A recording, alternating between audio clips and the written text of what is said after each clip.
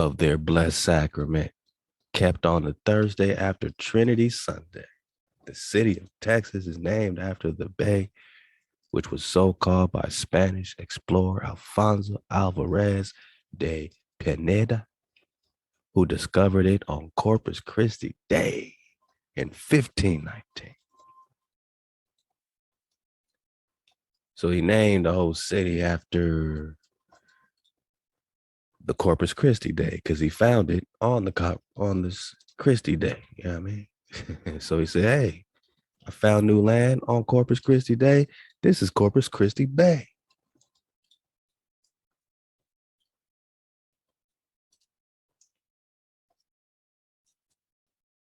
Let's read about it.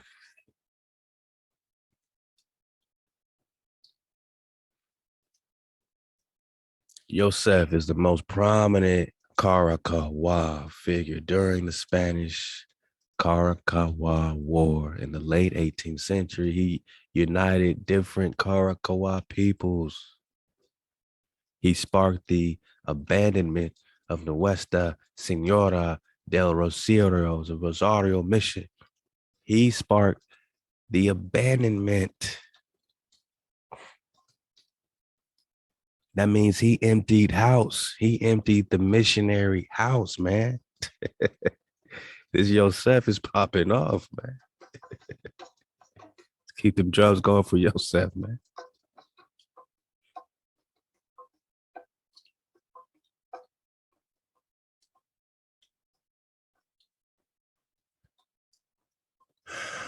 We're just talking about Mu. When we talk Mari, more, we're talking about Mu. You know what I mean? We're talking about that man. We're talking about Yosef, right? So,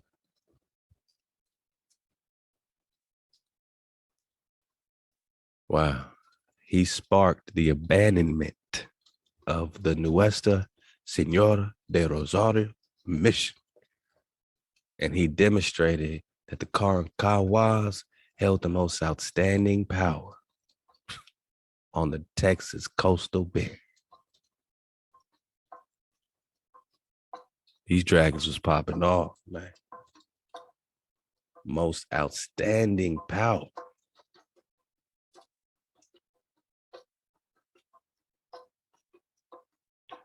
Of the Kawapite tribes of the Caracawas, Joseph Maria or More or Mu grew up in and out of the mission Rosario, where he learned the Catholic faith and the Spanish language. So he learned their stuff. A lot of us grow up in these churches. We learn the New Testament. We learn English, but we still popping off. And this sounds like what Yosef is doing in the mid 1700s. The presidential captain Louis Carzola imprisoned Yosef because the Guapite or Gua, the GUA is like Agua, right? Awa. Leaders slaughtered a cow without Friar Joaquin de Escobar's permission. All right, so they imprisoned him for slaughtering a cow. After being imprisoned for an undisclosed amount of time, Yosef escaped to the coast where he led a band of apostate native peoples. They call them apostates because they weren't down with the faith. They abandoned the faith, right? You know him for abandoning their missions, man. He made Nagas abandon their mission, man. Or, he made the hijack abandon their mission and made Nagas abandon the hijack's mission. I mean, what was he really in prison for, man? So he led his Nagas on raids against all these hijacks, the Presidio La Bahia, and the missions on Rosario and the Nuestra Senora del Espíritu Santa de Zuniga. The Spaniards responded by sending expeditions unsuccessful and punitive in design that targeted all Caraca, all Cherokee, Caracawa, not just those of Yosef tribe. They say band. We're just talking tribe. So he's gathering the tribe to fight all hijacks. Just like the Combs say, man, Malaga, this is the Presta hour. We're talking all the chiefs, man, all the priest kings, the chiefs rocking in code with our creator, gathering the tribes of Israel, fighting against the hijacks that wish to invade the holy city. Because Columbus knew exactly where he was going, knew exactly what he wanted to do.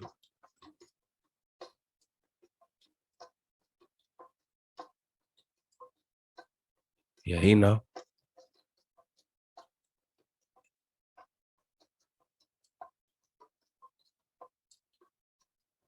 To recover the holy city of Mount Zion is what Columbus, in his own words, is saying. He's having prophecies to invade Israel, my nigga, and discover you and convert you with their missions of the islands, of the islands, of the Indias, and of all people, man, and all nations for the Spanish crown. And who's fighting against these hijacks, man? Did you forget what the Spanish crown looked like? You forget what King Charles looked like?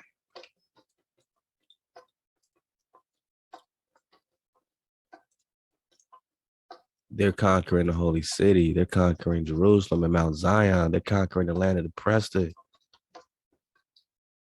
This is the Presta hour, my man.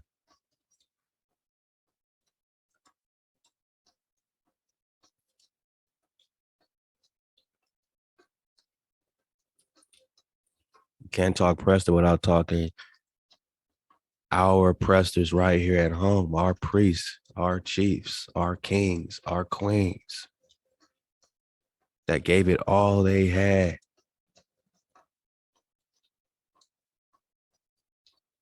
Not everyone tribed up with the Karaka, Cherokee, Chickamauga, whatever you want to call them. But it's all happening at the same time, mid 1770s.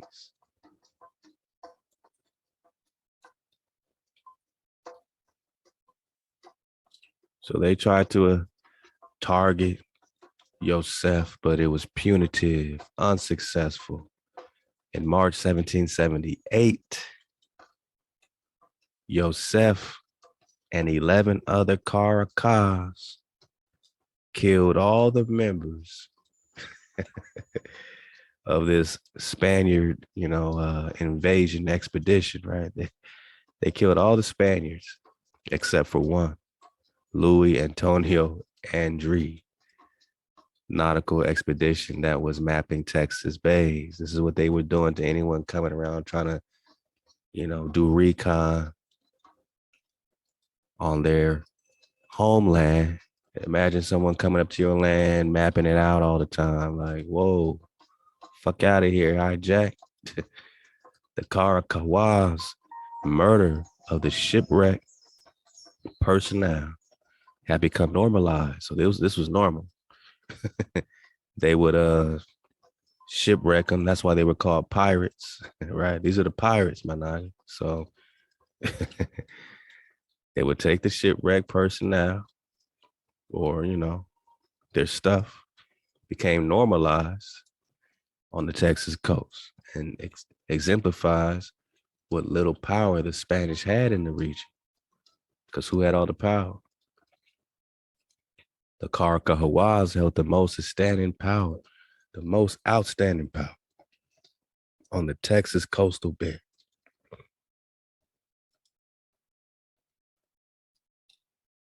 So they would shipwreck these hijacks, take their things. And that's how they were popping off, man. Harvesting these shipwrecks served as a valuable source of trade goods, man, for the Caracahuas. Man. They said, hey, you coming around here? Cool. Come on back. Come on back. And they left one alive, for whatever reason. July 25th, 1778, with a substantial amount of rifles, bullets, and powders acquired from Andre's ship because they still took all his things. This Luis Antonio Andre, they left him alive, but they still took his things. You know what I'm saying? Yosef and his tribe forced the abandonment of Mission Rosario. They forced the abandonment of the Spanish mission. 22 out of 31 remaining neophytes decided to accompany Yosef to the coast. So I guess this is 22 out of 31 people that were being taught in the missionary. The captain of La Bahia with 57 men sailed after the fleeing Caracawas, but Yosef's forces ambushed the chasing party, killed one pursuer, and caused the rest of the Spanish troops to retreat. And just pay attention to the numbers. You know what I'm saying? These were like small skirmishes, but they led to bigger, because it's all happening. You know what I mean? Like this was covering not just Yosef's group, but this was happening throughout all the Carakas and these Cherokees and these Chicamaguas, Dragon Canoe, Tecumseh, Yosef.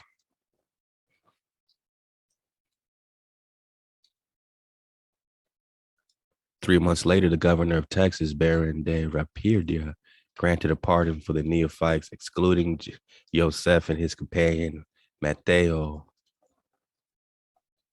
But the runaway American Indians remained on the impenetrable coast. So he said, look, y'all could come back. All y'all that helped him, I'll give you a pardon, but I need your help. But nah, these Americans remain. The Spanish saw Yosef as the primary agitator among the coastal American Indians and believed that his death would result in the rest of the Caracawas returning to civilized life. If we kill the head, take off the head of the snake, that's how they thinking about it. But they don't know they're dealing with dragons with multiple heads, Leviathan dragons, man. We keep growing our heads back, right? And we keep popping on. The Spaniards concocted all manners of plans to apprehend or assassinate Yosef. They requested fake peace talks, setting up fake peace talks because he wasn't down for no treaties of peace and friendship.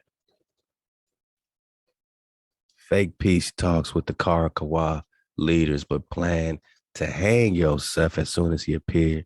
They implored other Caracawa chiefs to capture him and imprison him. So other Cherokee Caraca were turning on Yosef, just like the Cherokee and Tecumseh. The same thing was happening here, was happening there in Texas.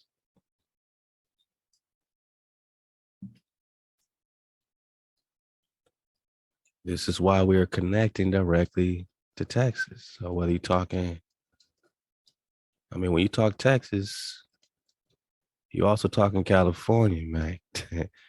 We got a strong connection, you know what I'm saying? And all this is Karaki or Karankawa, however you want to say it. All this is Chickamauga flow.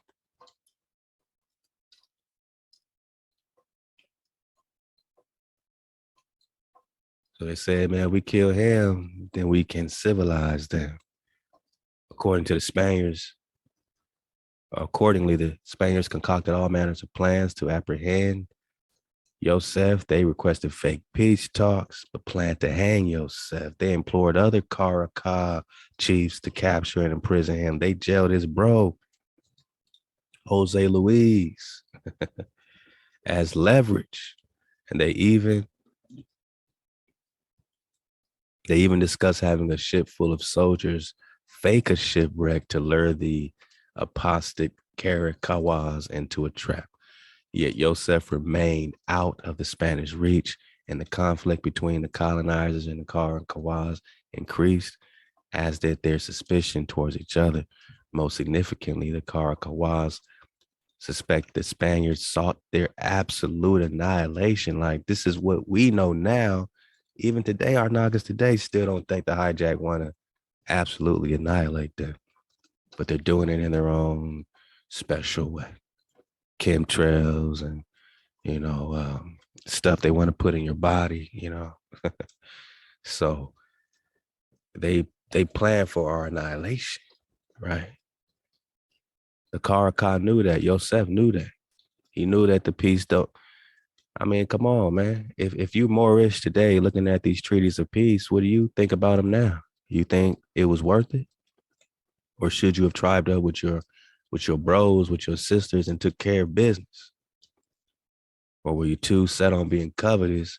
You hated us so much, you rather risk being put in captivity by a real oppressor, right? Or are you still the real oppressor? They wanted our absolute annihilation. These suspicions were well founded. The Spanish attempted at least 3 different extermination plans. Each failed. War with the Caracahuas was a major detriment to the Spaniards.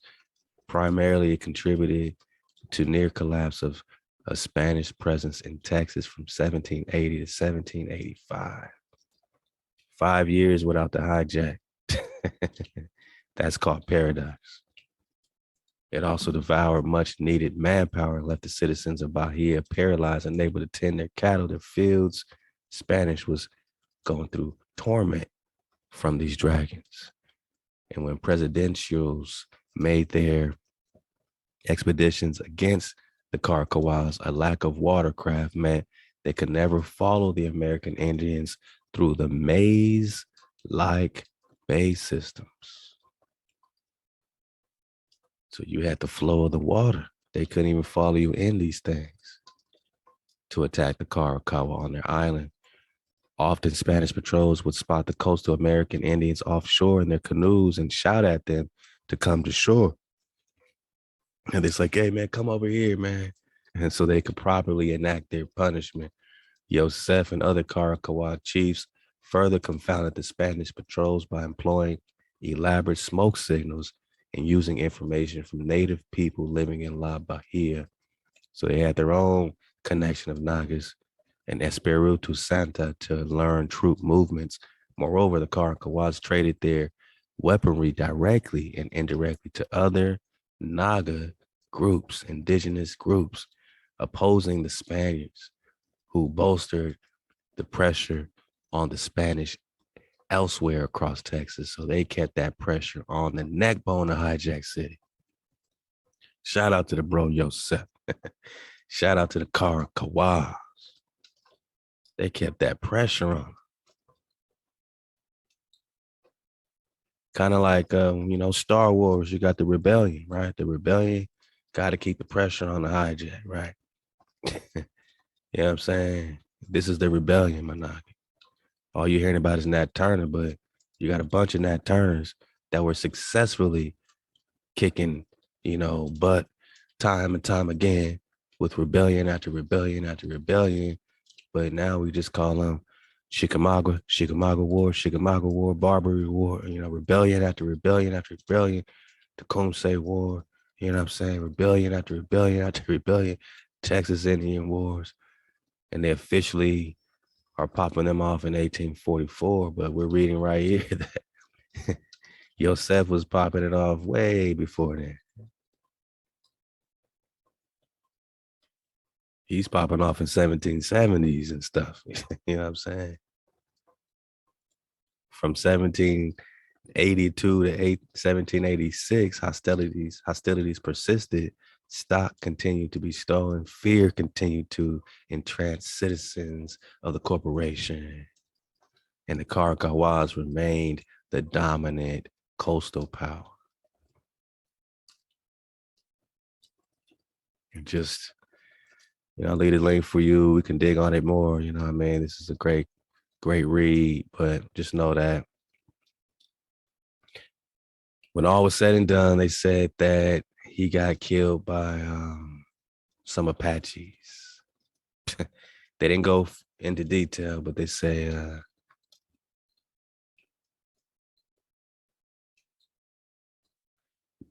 So they had some peace talks, They kept trying to have peace talks, but you already know we weren't having that, and they weren't, true to that anyway. So this peace was precariously achieved. One of the most foremost challenges to the peace talks came in December 1789 when a rumor spread that the Spanish had captured Joseph and his son through treachery.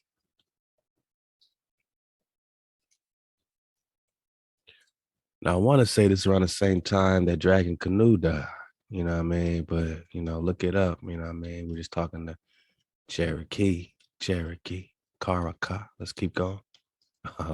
We got some good job, man. Hey, hey, Prester 98. Don't be late. We popping up.